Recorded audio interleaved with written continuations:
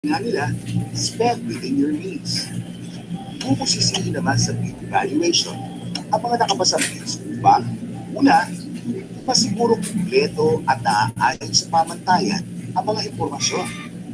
At ikalawa, masiguro hindi labis sa ABC ang presyong ini-offer ng bidder. Pagkatapos nito, ay i-rank ang mga nakapasang bids mula sa pinakamababang presyo. Ang pinakamababang bid ang kategory ang lowest calculated bid o LCB na isasalang sa post-qualification. Post-qualification? Ito ang proseso kung saan sinusuri ng PAC o ng Technical Working Group ang mga dokumento at impormasyong isinumiti para matiyak na lahat ay tama at nasa ayos. Sinusuri rin ang mga nakaraang kontrata, pasilidad, produkto, at pati pinansyal na katayuan ng LCB para masiguro kaya nitong i-deliver ang goods.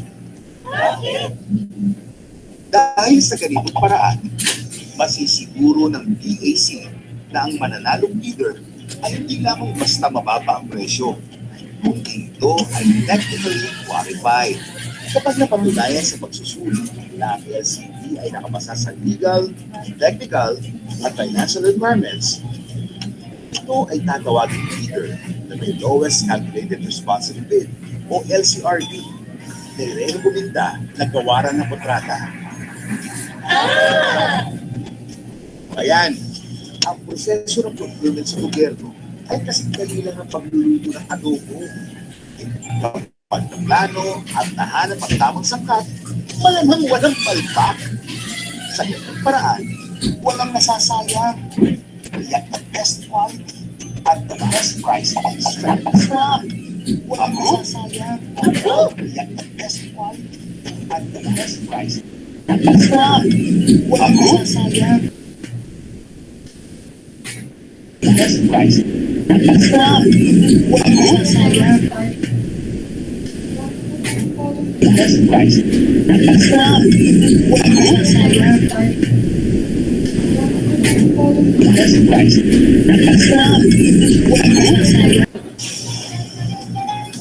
Yan ang ulam natin. Wow! Adobo kayo! Mabango. Sarap. Ilas pa. Una, ulam natin. Unang sasasa. Adobo kayo! Malasa! Super lasa. Ilas pa. Natin. Isang sasasa. Adobo kayo! Malasa! Super lasa. Ilas pa. Natin. Isang sasasa. Adobo kayo! Malasa! Super lasa. Ayan natin. Isang sasasa. Kuloso. Malasa! Super lasa. Ayan natin. Isang sasasa. Kuloso. Super lasa. Ayan natin. Isang sasasa. Ang gamit ng gobyerno ay dapat nakaayon sa proseso upang matiyak ang pagbili ay sulit. Ito, huwag muna magdamot ng ulo. Madali.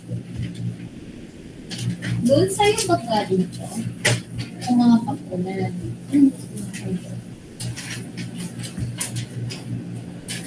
Lang ang procurement. Ito komplikado. Bakit ang daming kapal?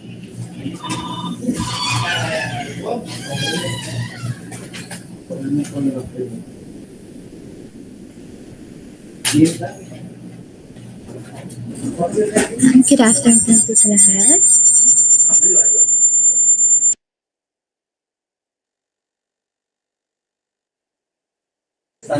Salamat po sa pag-attend ng ating credit ngayon.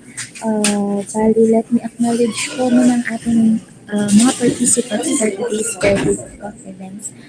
Start with po, good afternoon sa Erginian Morales po, ang ating alternative team leader sa PWG.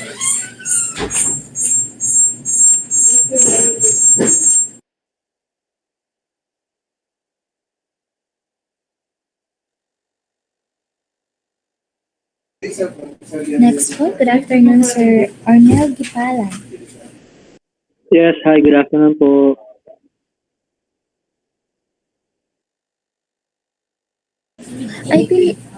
I believe si Sir Arnel Gipala is isa sa mga supplier po natin. Tama po ba?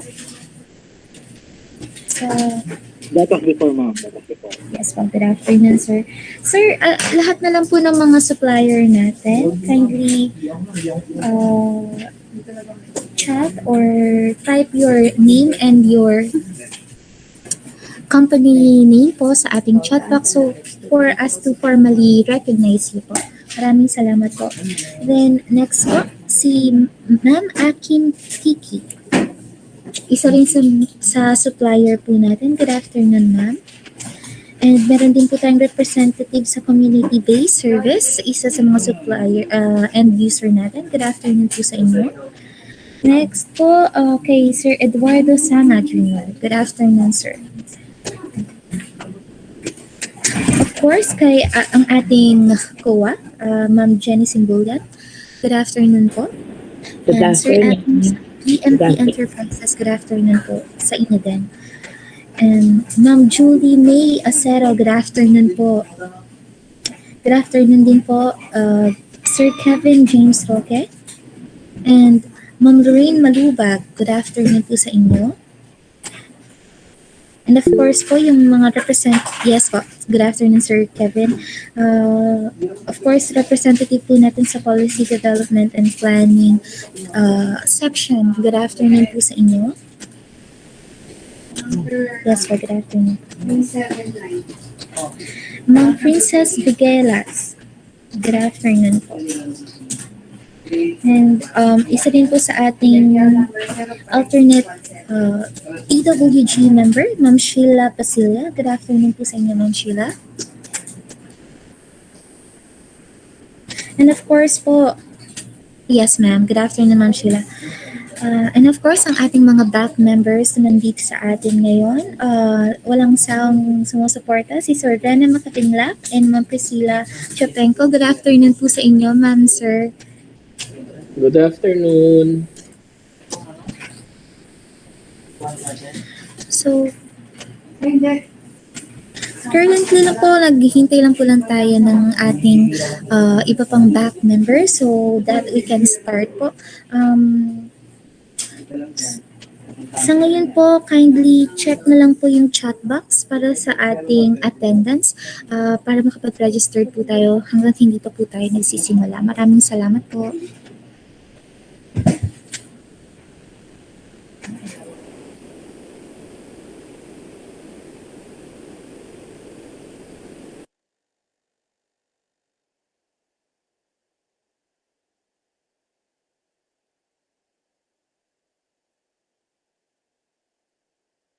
Again po sa ating mga supplier, kindly chat po or type your name and your company name po sa ating chat box so we can formally address it. Maraming salamat.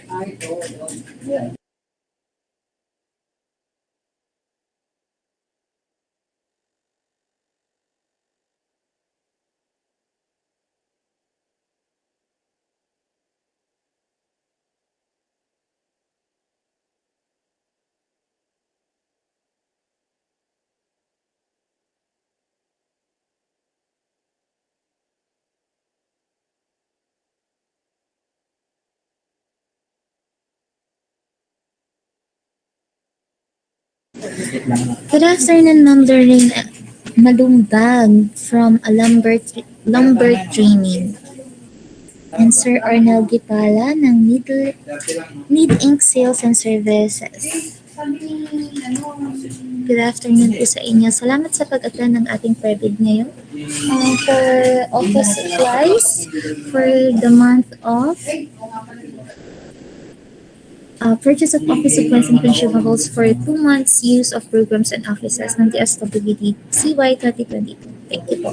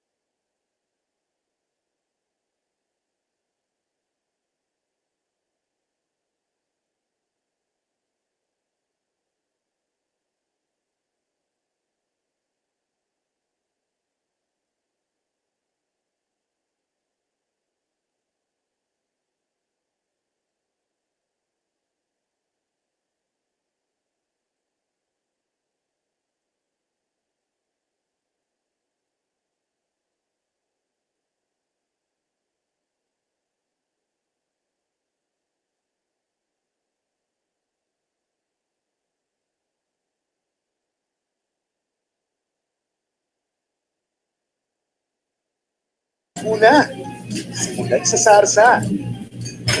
Malasa. Pasok ang lasa. Pero may isang hindi pasok. Matigas ang manok. Bakit kaya? Dahil pangit ang quality ng manok. Pinadali pa ang pagluluto. Ay, sayang ang pera. Dapat pelikuloso. Tama? Ganyan din sa gobyerno natin. Gusto natin ang masarap na adobo. Matinong proseso na mula sa maayos na pagpaplano. Pagbili ng gamit ng gobyerno ay dapat nakaayos ang proseso. Ang matiyak ang pagbili ay sulit. Oo, huwag muna magkamot ng ulo. Madali lang ang procurement. Hindi ito komplikado. Kailangan lang ng masusing pagpaplano at pagsunod sa proseso na tinakda ng Republic Act 9184. Ang RA 9184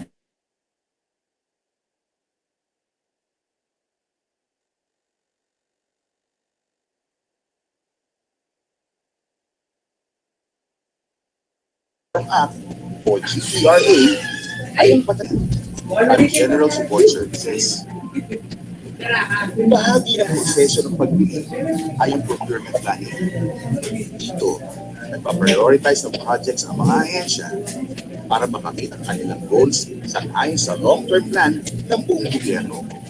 Kasama rito ang pagtukoy sa tamang specifications at budget para sa procurement project. Lahat ng napag-desisyon ng procurement projects ng isang ahensya ay ililista sa kanilang annual procurement plan o APP kada taon. At ang hindi nakalista sa APP ay hindi maaaring bilhin ng ahensya.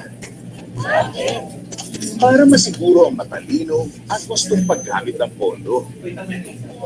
Tapos, Para makasiguro na kumpleto at gustong lahat ng dokumento, ang ahensya ay magkakandak ng pre-procurement conference bago simulan ng pagbili.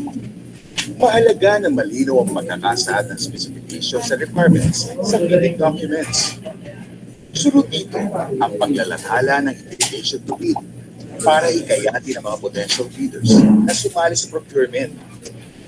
Bago ang takdang araw ng pagsumili ng bids, magkakaroon ng pre-bid conference kung saan pag-uusapan kasama ang mga interesadong bidders ang lahat ng detalye tungkol sa proyekto. Ang mga interesadong bidders ay dapat palalaanan sa deadline ng submission of bids. Hindi kasi pwedeng tumanggap ng bid lagpas sa itinakdang petsa at oras. Tandaan na ang bid ay dapat na selyado at naglalaman ng dalawang hiwalay at selyadong envelopes kung saan nakapaloob ang mga required technical at financial documents. Ang technical envelope ay naglalaman ng mga dokumento na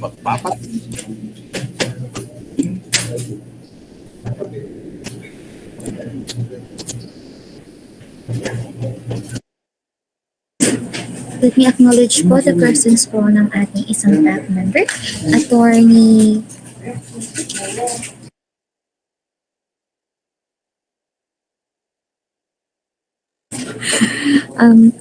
good afternoon po, Attorney Jessa Bernardo.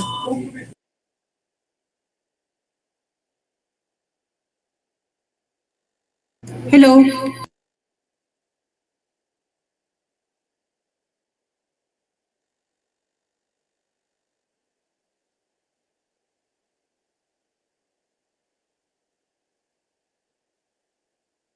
And of course po, ang presence po ng ating Vice Back Chair, Sir Armand Piscina. Good afternoon po sa inyo.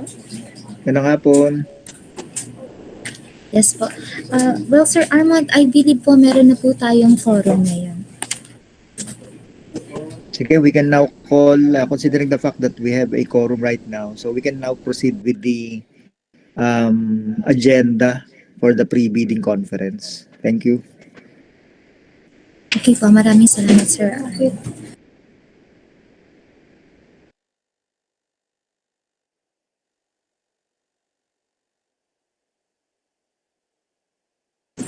So start with po, let us present po yung presentation for our present conference.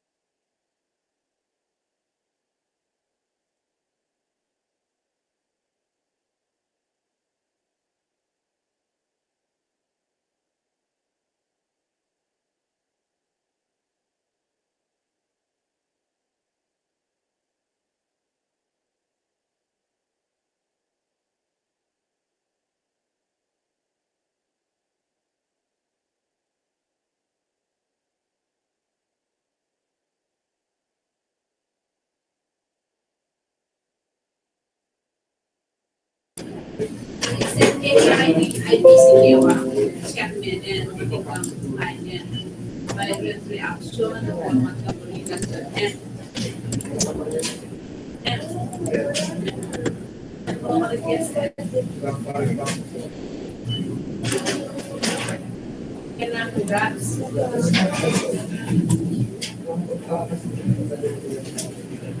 Welcome to the pre-bidding conference of Department of Social Welfare and Development Field Office 3 Bids and Awards Committee.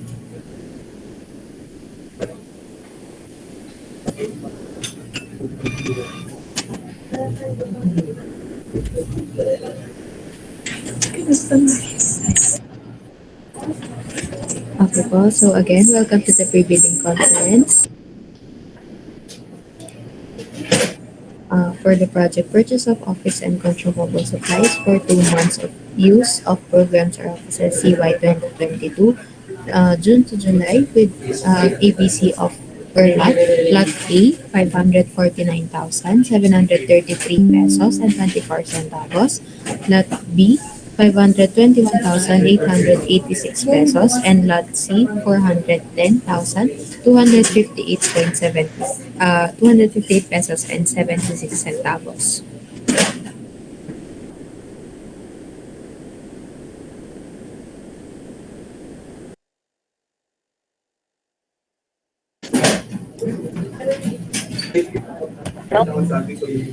Bids and Awards Committee House Rules.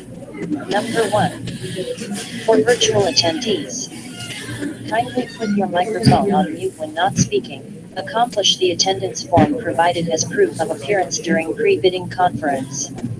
Request to be acknowledged before you speak.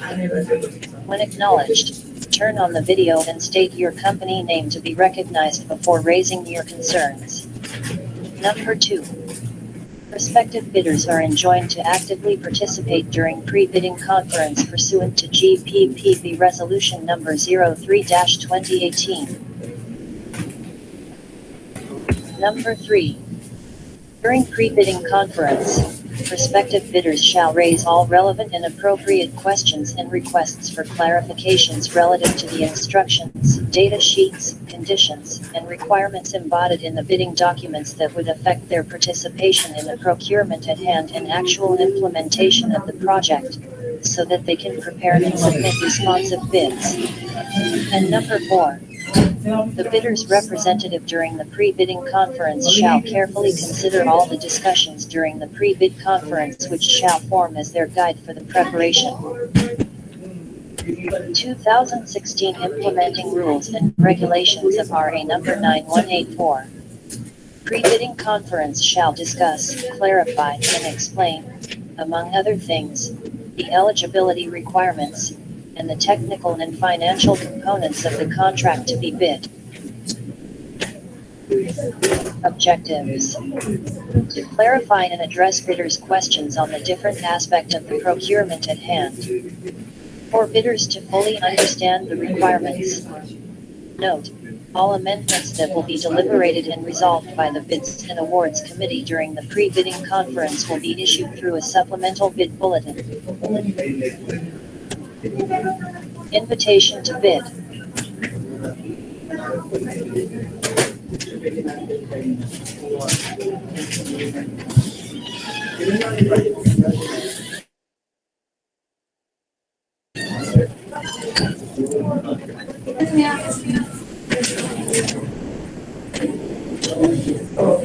So here is a copy po of the invitation to bid for this said project. This is already posted na po sa PhilZEP's microsite and the agency's transparency seal. So indicated po dito sa ating ITB is yung total ABC for the said project, which is 1,481,878, and also indicated po na it is separated into 3 lots. So lot A, lot B, and lot C. And then also indicated na din po ang bidding docs fee ng per lot po. So lot A, bid docs fee is 1,000, lot B, 1,000 pesos also, and lot C po 500 pesos na bidding docs fee. And then po, so Indicated na din po on number 4 yung guidelines po natin for the e-bid submission po. This will be discussed later on through a different presentation. And then next po, so indicated na din ang ating schedule for the procurement activities. So yun po, number 7, indicated na yung ating private conference which is today, June 29 to 2022 at 1:30 p.m. And then also at number 8, indicated na po dyan yung ating submission of bids which is on or before July 11, 2022 at 12 noon. And then for the opening of bids, number 9, it is on the same day, July 11 at 1:30 p.m.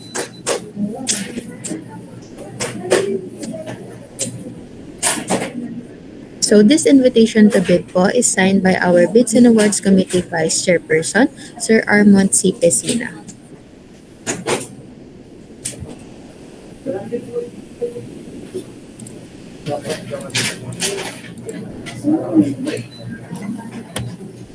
Bid components. The technical component envelope comprises the following eligibility requirements. The bidder's eligibility requirements are legal, technical, and financial.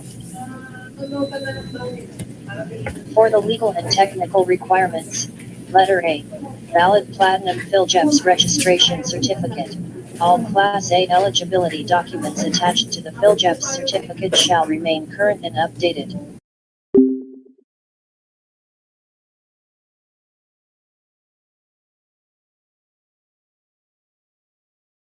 Documents covered by Section 8.5.2 of the 2016 revised IRR of RA 9184 shall result in the automatic suspension of the validity of its certificate of platinum registration and membership.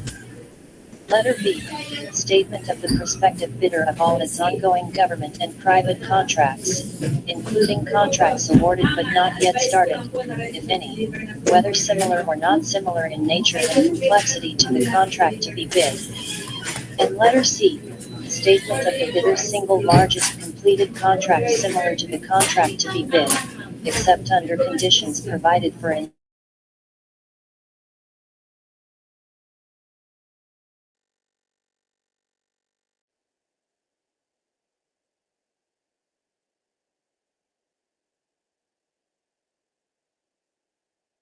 and 23.4.2.4 of the 2016 revised. Letter D, original copy of bid security. If in the form of a surety bond, submit also a certification issued by the Insurance Commission or original copy of notarized bid securing declaration. Letter E, conformity with Section 7, technical specifications, which may include production and delivery schedule, manpower requirements, and more, after sales or parts, if applicable. And letter F, original duly signed omnibus sworn statement.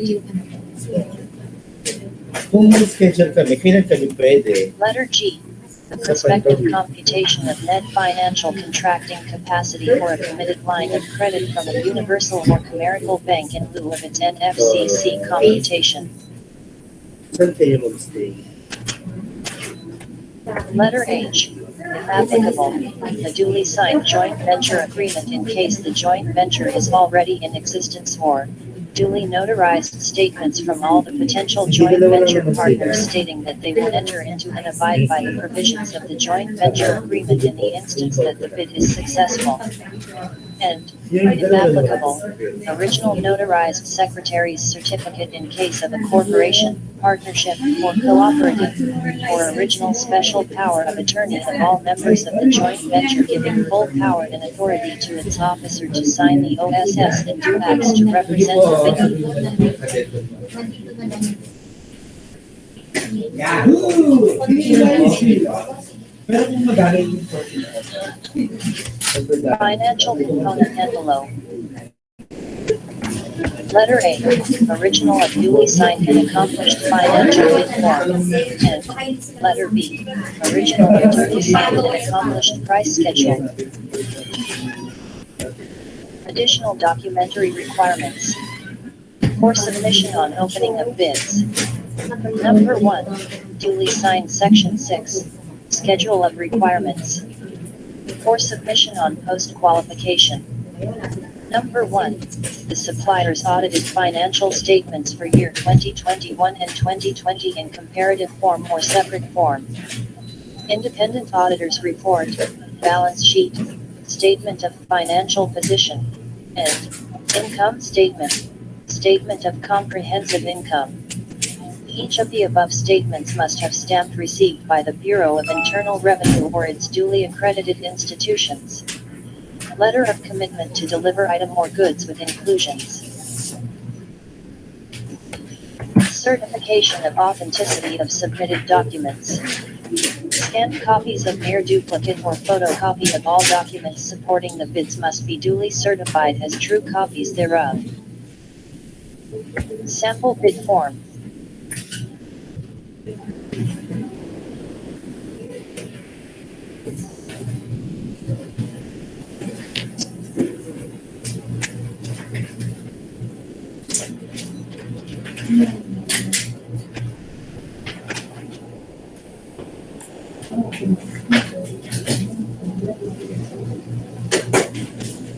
So here is a sample po at the bid form for the said project. This is also posted na din po sa ating project microsite and the agency's transparent seal. So this bid form po is included sa bidding documents po natin.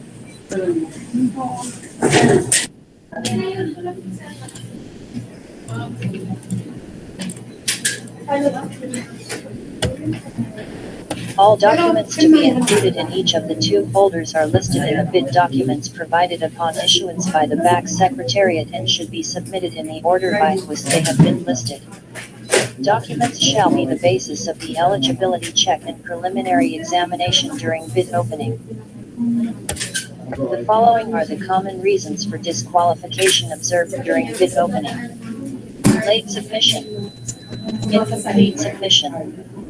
Expired dates of the mayor's permit, DTI certificate for sole proprietorship and partnership, and secretary registration certificate for corporation, and tax clearance as indicated on page 3 of the PhilJack's Platinum certificate. Attachment of invalid documents. And lastly, failure to sign relevant documents. For example, no certified true copy and signature on omnibus sworn statement. Technical specifications.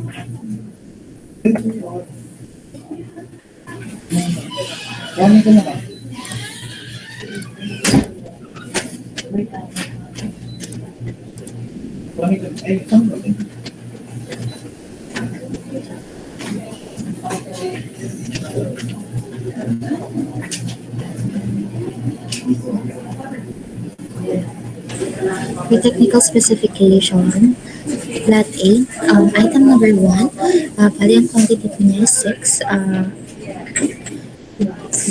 six reams of colored paper size 8 1/2 inch by 11 inches sorted color with GSL 250 sheets or rim. Item number 2, 17 box of columnar notebook, 12 columns, 50 leaves, 216 by 280. Item number 3, 25 box of envelope documentary for legal service document, 500 pieces by box. Item number 4, 1,300 pieces of envelope expanding blackboard for legal size box. Item number 5, 151 pieces of envelope expanding plastic with number transparent label. Next, 1 box of envelope mailing legal size, 500 pieces for box. Next, 12 box of envelope mailing with window, legal size, 500 pieces per box. Then 205 pieces of folder, pressboard green legal. Then 85 pieces of folder, pressboard orange legal. 85 pieces of folder, pressboard yellow legal. Next,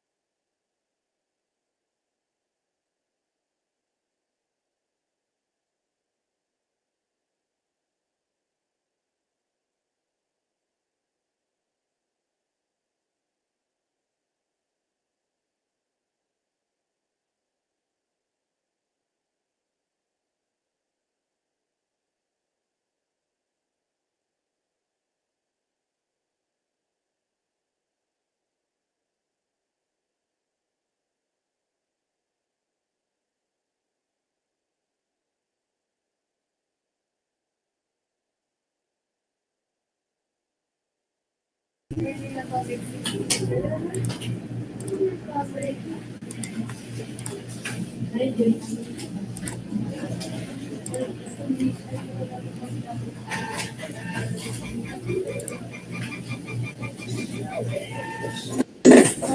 na po, nagkaroon ng konting technical difficulties dito. So to continue po for the item number 11 ng lot A, 10 to 15 yan.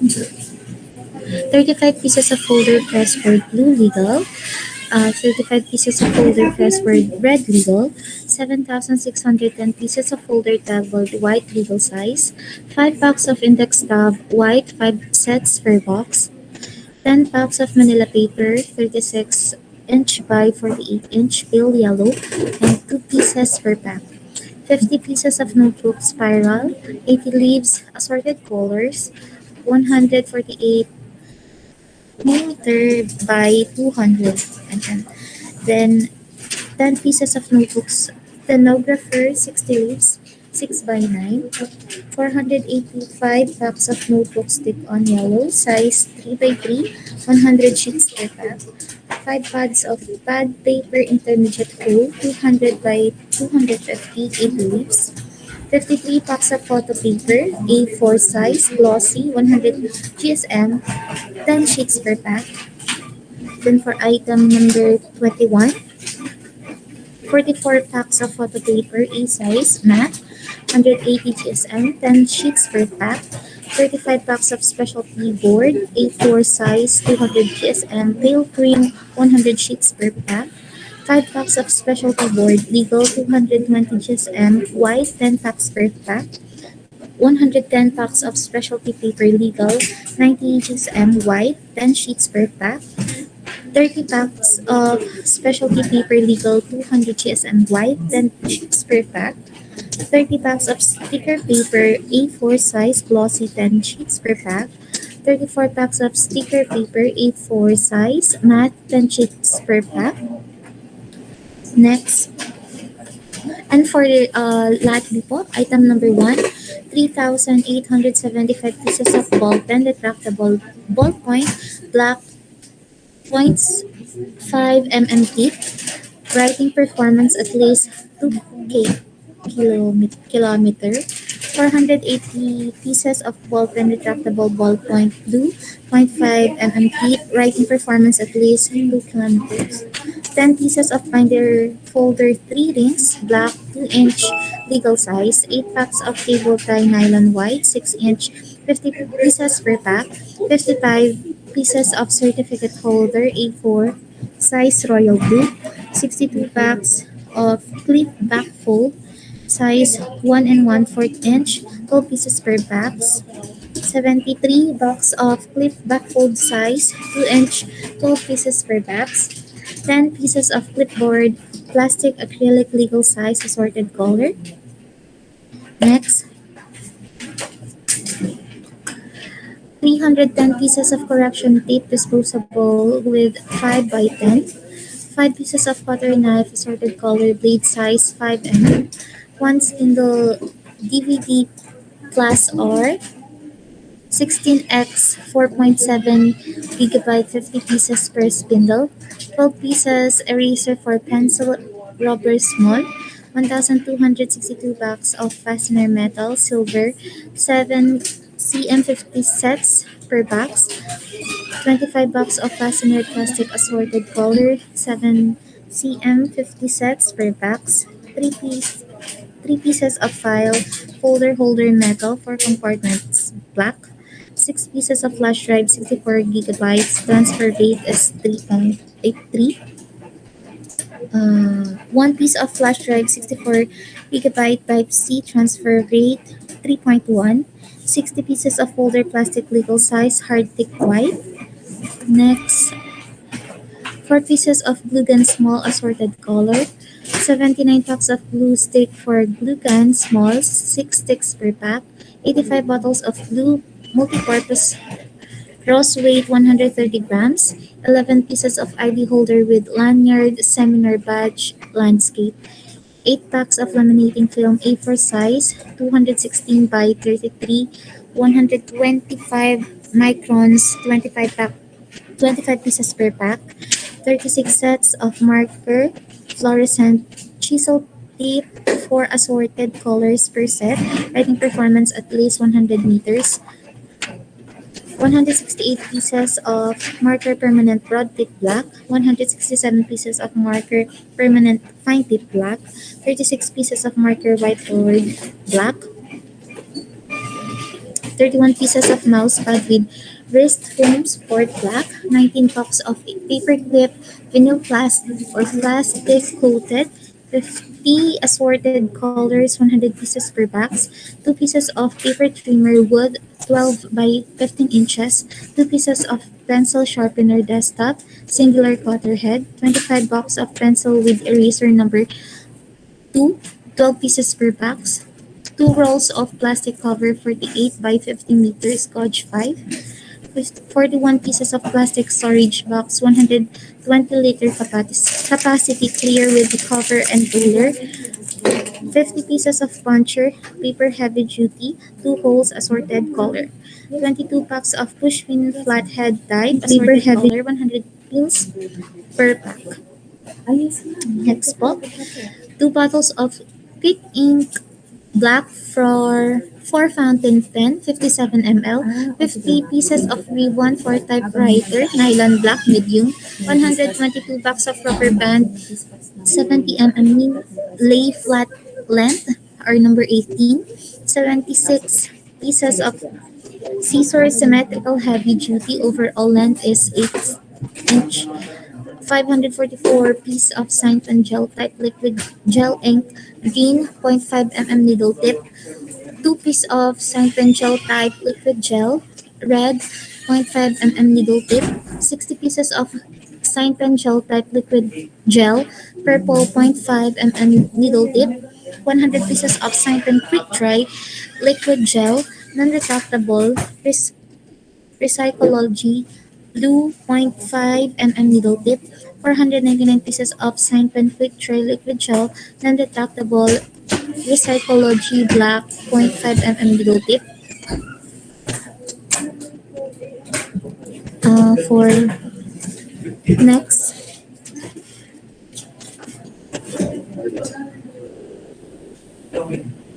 for item number 46, sa lot Okay, lot B is 56 bottles of stamped ink purple or violet 30 ml, 1 box of staple wire 23 by 17, 1,000 pieces per box, 317 box of staple wire number 35, 5,000 pieces per box, 105 pieces of stapler with remover staple number 35, 195 packs of sticky notes film, marker 20 sheets per color, 7 assorted colors per pack, 5 pieces of tape dispenser big assorted color, 37 rolls of tape double-sided with foam with 24 mm, 47 rolls of tape double-sided without foam with of 24 mm, 39 rolls of tape duck silver with width for 48 mm,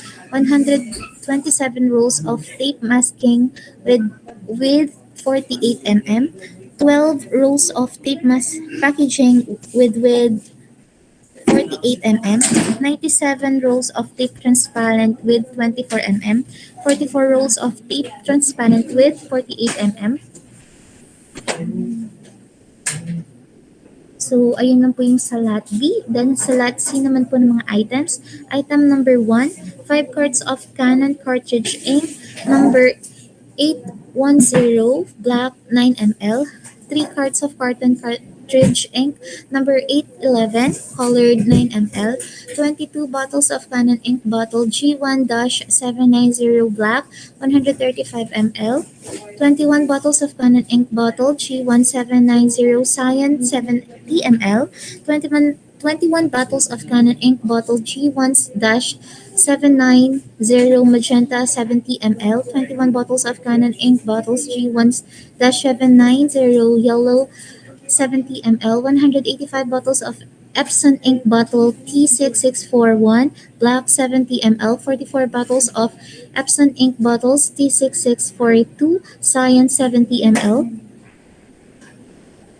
44 bottles of Epson ink bottles T6643 magenta 70 ml, 44 bottles of Epson ink bottles T6644 yellow 70 ml, 14 bottles of Epson ink bottles 001 black 127 ml, 12 bottles of Epson ink bottle 001 cyan 70 ml, 12 bottles of Epson ink bottle 001 magenta 70 ml, 12 bottles of Epson ink bottle 001 yellow 70 ml, 267 bottles of Epson ink bottle 003 black 65 ml, 83 bottles of Epson ink bottle 003 cyan 65 ml, 83 bottles of Epson ink bottle 003 magenta 65 ml, 83 bottles of Epson ink bottle 003 yellow 65 ml, 5 carts of HP 79A ink laser jet toner cartridge, 49 carts of HP cartridge ink number 680 black, 42 carts of HP cartridge ink number 680 tricolor, 3 carts of HP cartridge ink number 704 tricolor, 2 carts of toner cartridge laser jet HP 130A black CF350A.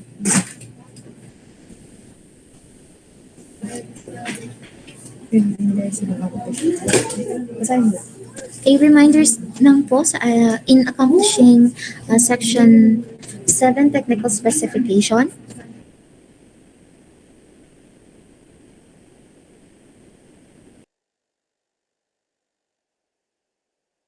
So, for item number 1 po, so unit lot A specification office supplies paper, sa bidder specification statement of compliance. Okay. So, for unit ng lot B, various office supplies, technical specification. Unit lot C, technical specification of consumable supplies or dash ink. Bali, sa bidder specification statement of compliance po, please include the brand being offered. Bidder must states here either comply or not comply against each of the individual parameter of each specification, stating the corresponding performance parameter of the equipment offered. Statements of comply or not comply must be supported by evidence in a bidder bids and cross-reference to that evidence. Evidence shall be in the form of manufacturer's amended sales literature, example, brochure, unaltered and clear photos of all sides of the label showing the brand, model, and description, unconditional statement of specification and compliance issued by the manufacturer, samples, independent test data, etc., as appropriate. A statement that it is not supported by evidence or is subsequently found to be contradicted by the evidence presented will render the bid under evaluation liable for rejection. A statement either in the bidder statement of compliance or the supporting evidence that is found to be false either during bid evaluation, post qualification, or the execution of contract may be regarded as fraudulent and render the bidder or supplier liable for prosecution subject to the applicable laws and issuances.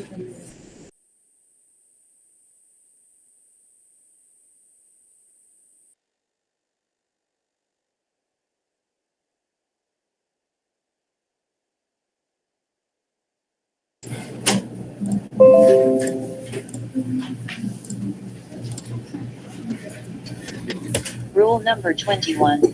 Penal clause. Section 65 or offenses and penalties. Section 65.1. Without prejudice to the provisions of RA 3019 and other penal laws, public officers who commit any of the following acts shall suffer the penalty of imprisonment of not less than 6 years and 1 day, but not more than 15 years. Letter A. Opening any sealed bid including but not limited to bids that may have been submitted through the electronic system and any and all documents required to be sealed or divulging their contents, prior to the appointed time. or the public opening of bids or other documents. Letter B. Delaying, without justifiable cause, the screening for eligibility, opening of bids, evaluation, and post-evaluation of bids, and awarding of contracts beyond the prescribed periods of action provided for in this IRR. Letter C. Unduly influencing or exerting undue pressure on any member of the BAC or any officer or employee of the procuring entity to take a particular action which favors, or tends to favor a particular bidder. Letter D. Splitting of contracts which exceed procedural purchase limits to avoid competitive bidding or to circumvent the limits of approving or procurement authority. And letter E. Abuse by the head of the procuring entity of his power to reject any and all bids as mentioned under Section 41 of the Act and this IRR, with manifest preference to any bidder who is closely related to him or her, in accordance with Section 47 of the Act and this IRR. When any of the foregoing acts is done in collusion with private individuals, the private individuals shall likewise be liable for the offense. In addition, the public officer involved shall also suffer the penalty of temporary disqualification from public office, while the private individual shall be permanently disqualified from transacting business with the government. Section 65.2. Private individuals who commit any of the following acts, and any public officer who conspires with them, shall upon conviction, suffer the penalty of imprisonment of not less than 6 years and 1 day but not more than 15 years. Letter A. When 2 or more bidders agree and submit different bids as bona fide bidders, all the while knowing that the bid of one or more of them was so much higher than the other that the latter could not be honestly accepted and that the contract will surely be awarded to the prearranged lowest bid. Letter B. When a bidder maliciously submits different bids through 2 or more persons, corporations, partnerships, or any other business entity in which he has an interest, to create the appearance of competition that does not in fact exist so as to be adjudged as the winning bidder. Letter C. When 2 or more bidders enter into an agreement which calls upon one or more of them to refrain from bidding for procurement contracts, or which requires one or more of them to withdraw bids already submitted, in order to secure an undue advantage to any one of them. And letter D. When a bidder, by himself or in connivance with others, employs schemes which tend to restrain the natural rivalry of the parties or operates to stifle or suppress competition and thus produce a result disadvantageous to the public. In addition, the public officer persons involved shall also suffer the penalty of temporary or perpetual disqualification from public office, and the private individual shall be permanently disqualified from transacting business with the government. Section 65.3. Private individuals who commit any of the following acts, and any public officer conspiring with them, shall upon conviction, suffer the penalty of imprisonment of not less than 6 years and 1 day but not more than 15 years. Letter A. Submitting eligibility requirements of whatever kind and nature that contain false information or falsified documents calculated to influence the outcome of the eligibility screening process or conceal such information in the eligibility requirements when the information will lead to a declaration of ineligibility from participating in competitive bidding. Letter B. Submitting bidding documents of whatever kind and nature that contain false information or falsified documents or conceal such information in the bidding documents, in order to influence the outcome of the competitive bidding. Letter C. Participating in a competitive bidding using the name of another, or allowing another to use one's name for the purpose of participating in a competitive bidding. And letter D. Withdrawing a bid, after it shall have qualified as the lowest calculated bid or highest rated bid, or refusing to accept an award, without just cause or for the purpose of forcing the procuring entity to award the contract to another bidder. This shall include the non-submission within the prescribed time, or delaying the submission of requirements such as, but not limited to, performance security, preparatory to the final award of the contract. Section 65.4. It is understood that the above penalties and offenses shall cover all types of procurement, whether done manually or electronically.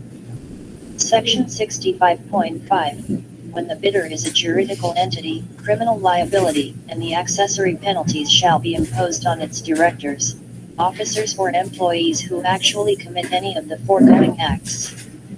If a person previously held liable or found guilty under the provisions of the Act and this IRR has a controlling interest in a prospective bidder entity, the said bidder entity shall be disqualified to participate in any procurement activity being conducted by the government.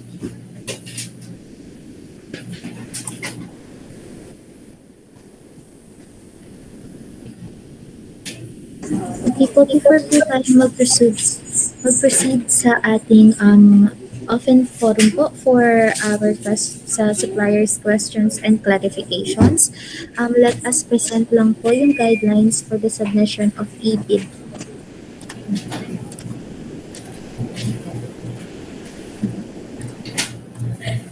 Guidelines in adopting electronic submission of bids under GPPB Resolution Number 09-2020.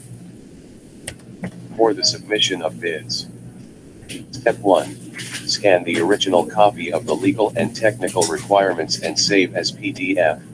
Any picture file format will not be accepted. After scanning the original copy of the legal and technical requirements, place the scanned files in one folder with file name Legal and Technical Documents, and compress the folder using WinRAR extractor application with file name, folder 1-Legal and Technical Documents, and set a password on the compressed file. Step 2. Scan the original copy of the financial requirements and save as PDF. After scanning the original copy of the financial requirements, place the scanned files in one folder with file name Financial Requirements and compress the folder using WinRAR extractor application with file name, folder 2-Financial Documents, and set a password on the compressed file. Step 3. After encrypting the legal and technical and financial requirements, compress the two encrypted files using WinRAR extractor application with file name Dswd-FO3, bidding number, which is the invitation to bid or ITB number, dash name of bidder or company, and set a strong password. In case of modification of bids by the bidder shall use the file name for the main file, Dswd-FO3, bidding number, which is the ITB number, dash, name of bidder or company, dash, modification. The original bid submitted shall not be retrieved, but a modified bid shall be submitted or uploaded to the back secretariat official uploading site, provided that it is equally secured by password, properly identified, and submitted on or before the set deadline. The bidder shall use the following file names for the files of legal and technical requirements, folder 1, legal and technical documents, modification. And for financial requirements, folder 2, financial documents, modification. Important note, passwords shall bear a unique combination for each encrypted file. Same passwords for all files are strictly not allowed. Please see attached annex for your guidance. Step 4. Submit or upload your bids through this link tinyurl.com/DSWDFO3 eBid on or before the set deadline. And step 5. After the submission of your bids, wait for an acknowledgement of back via email for the confirmation of your submitted bids indicating the date and time of your submission, and also the link for the opening of bids will be sent to your registered email. Please print the confirmation or take a screenshot sent by the back as proof of your submission. Important note, all bids submitted after the deadline will not be considered in the bid opening.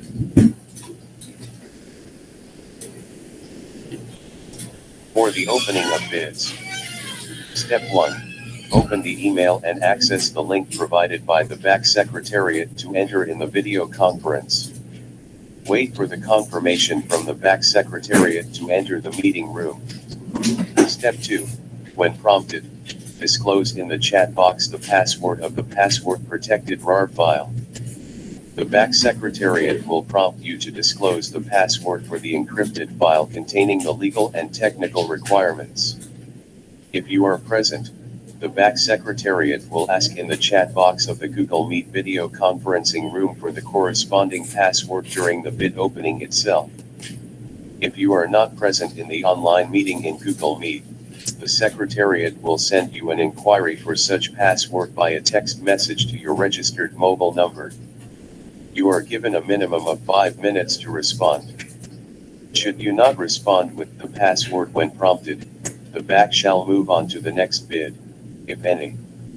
If there are no other bids to be considered, the secretariat shall ask again by a text message for the password, and you are given another 5 minutes to respond. Should you fail to respond within the allotted time, your submitted bid will no longer be considered. And step 3, should the legal and technical requirements be declared as passed, you will be prompted to disclose the password for the document containing the financial requirements. You must respond promptly. You can download the copy of the annex and toolkit from the link below, tinyurl.com/DSWD FO3 toolkit.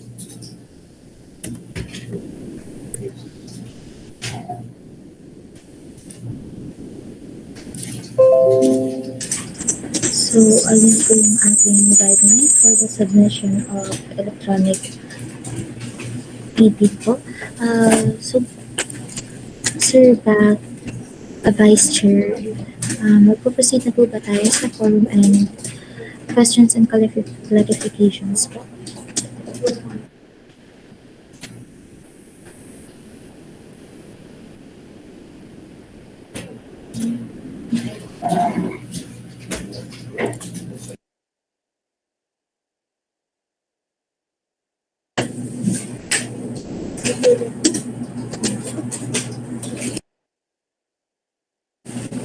Sir Armon? Magpo-proceed na po ba tayo sa Yes, ma'am. questions and clarifications po? Oo. I think very clear naman yung sa ano. Siguro baka if they have some clarifications on the technical specifications and several other matters relevant to pre-bidding conference, siguro they may do so na. Salamat. Okay po. So, sa ating mga supplier po, kindly raise na lang po yung hand if meron po tayong questions or clarifications po sa ating technical specifications or kung saan o yung gusto itanong.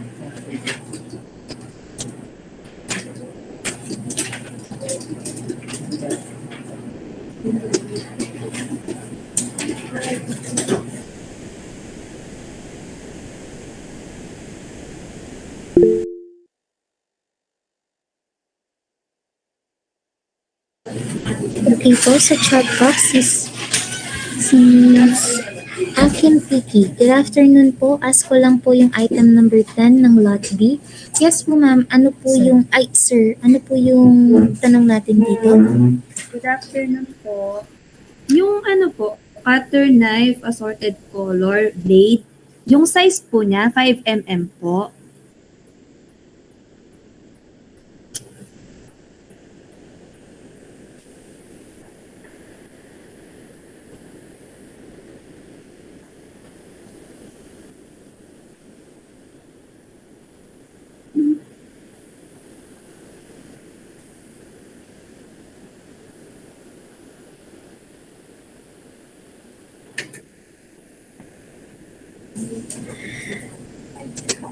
Hello ma'am? Hello po. Yes ma'am, kindly Opo. Good afternoon. ulit na lang po yung question. Yes po. Yung number 10 po, cutter knife, assorted color, blade, size 5mm. Ma'am, tatanong ko lang po, yung 5mm po ba na yun po yung width?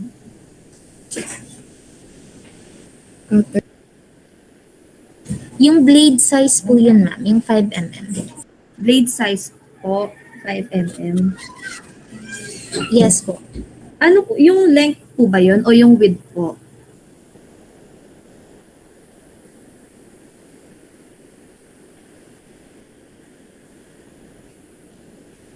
Hindi ko natingnan naman yung 5 mm.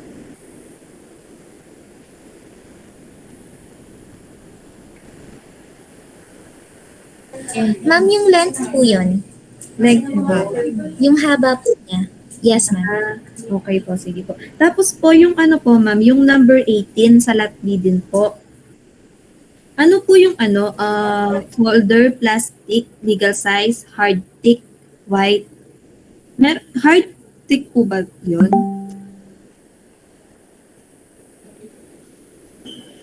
Back secretary.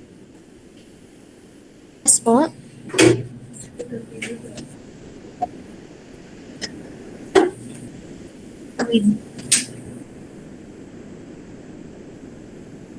Maliit po masyado.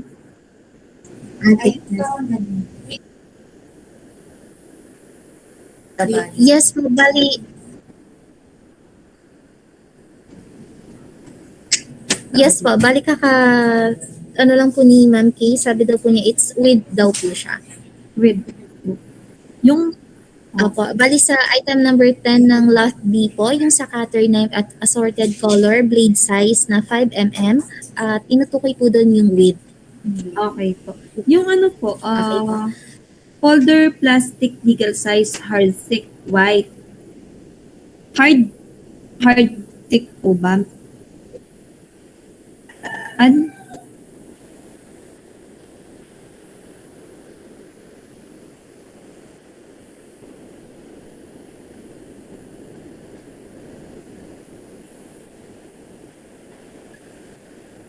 Plastic legal.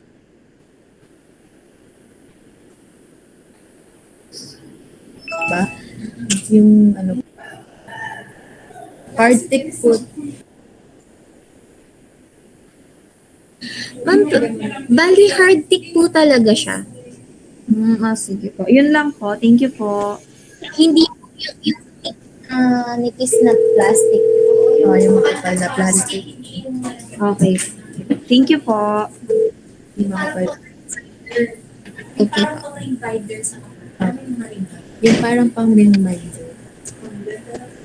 Miss Lun, may question pa si Mr. Danielito Ramirez.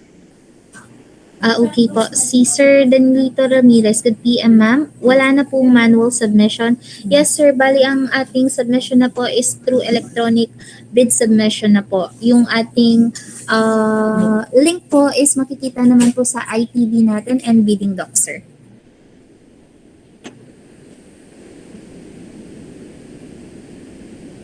The other one, Lun, from Miss Princess Villegas. Yes po, bali, good afternoon po. Delivery date po natin is until July 28 lang po ba? Let us check lang po yan, ha?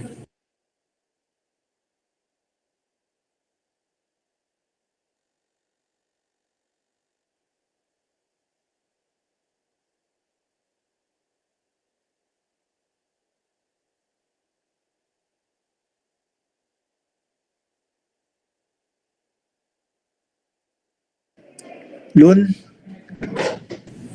Yes, sir, Armand. Bali, yes po. Until July Chinecheck lang 28. Bali kasi sir, yung ating month po kasi for June and July po. So, inano po talaga namin siya na hanggang July 28 lang.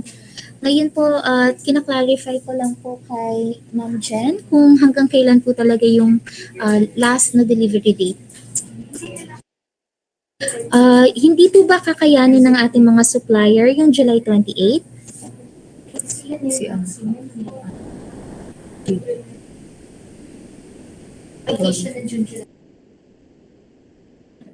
Possibly, kailan bang bid opening nito?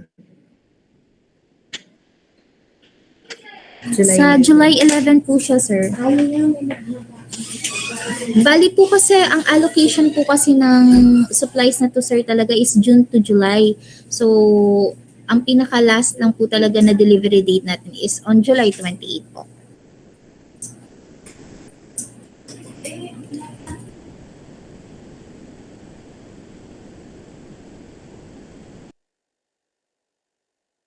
So it's Ma'am final. Princess. So it's final until July 28 or earlier. Yes, sir. Tama po yan, sir. Bali, Ma'am Princess Villegas po ng Jewel po, hindi po ba natin makakayanan yung until July 28 na delivery po? Or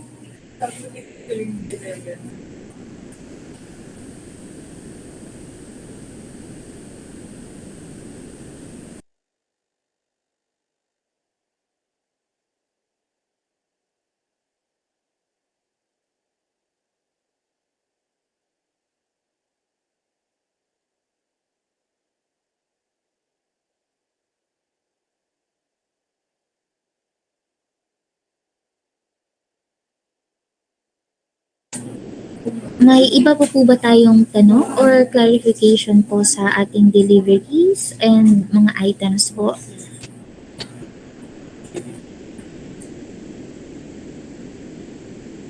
Okay po, Ma'am Princess. Thank you po.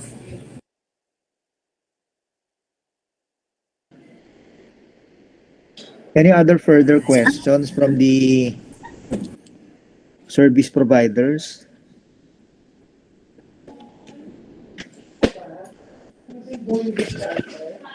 Regarding sa clarifications on requirements, meron po ba?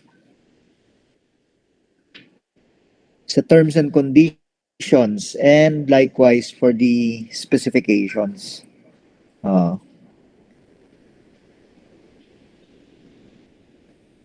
If there are no more questions and clarifications, I think we have to move on to the next activity of the Bids and Awards Committee. Ma'am Loon, thank you. Yes, sir.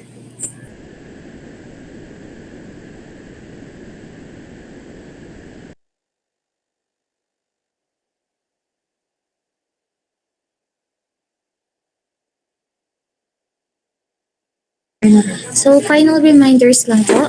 For the prospective bidders, may send their request for clarification until 12 p.m. of July 1, 2022. That's on Friday po. Through writing address to BAC's chairperson at the office email address of BAC Secretariat, secretariatbac.fo3@gmail.com. Any amendment shall address through the supplemental bid bulletin, which will be issued not later than July 4, 2022. Pursuant to the revised implementing rules and regulation of RA 9184, amendments through supplemental bid bulletin shall form an integral part of the project bidding documents and related contracts. Further, acknowledgement and receipt of the SPB shall bound to bidders of the term and conditions set forth otherwise. The nonconformity thereof may consider the bid as non-responsive to the bidding policies. Consequently, the same may result in the disqualification and or rejection of the concerned bidder's bid. Bali, ang schedule po natin, submission of bid is on or before 12 noon of July 11, 2022. That's on Monday. Opening of bids naman po is at 1:30 p.m. of July 11, 2022. Again, that's on Monday din po. Salamat po.